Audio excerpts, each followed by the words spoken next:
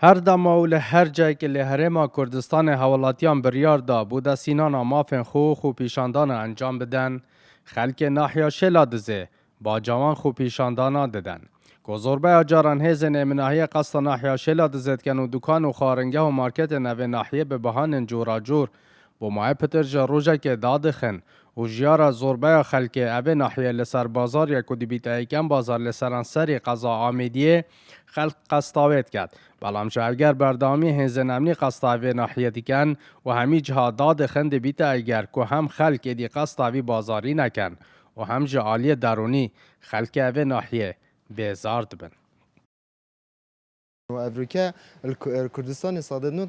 صادنوت خلکی نه آرامش برچه جبروی نعادلیت کردستان هی اگر افریقا اکسلیمانی بیجتن خونیشاندان بازار شلازه بیت گرتن او نشان ترسین او ید بهوی بونه نه لازمه تهم باوریه که هم خواه بیتن بی هنده بی کته هزبینیت وری دا افیزه بو که دوره ام خوشی کرد وی ملتینا او جبرویت من او مال نین کردستان قربانی بوی آخینه دا بیتنو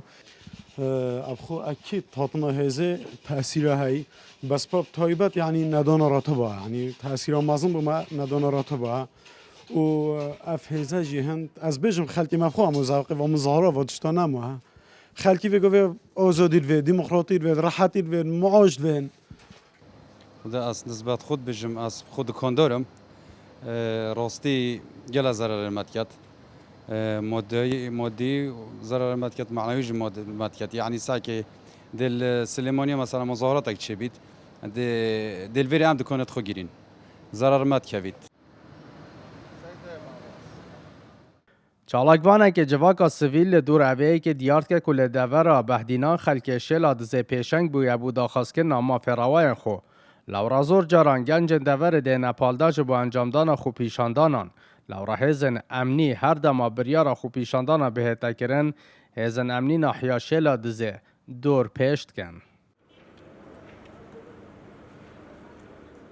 بازار ما شلوزه خلقه که بیان يعني سرسين که حتی بازان قصابی بازاری کن ابروکه وان حیامات بازار ساز بوده و قطعه اردو خانی و ارزان بونه هر دیسان تر سگی بخلقی چیت کردن و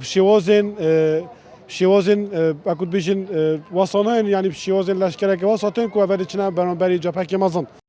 با گهاندن ایشو آزارن خو بردام گنجن شلاد زیبره که خو پیشاندانن همنانه دنگی خودگهین حکومته و برسوا حکومت لجهوه که خول ایشو آزارن خلک دوره کتا خودان فشار تونتر دیخیتا سر خلک کدبیتا اگر اوه که کاروان روزانه لبهت استاندن به بهانن دستین درکی.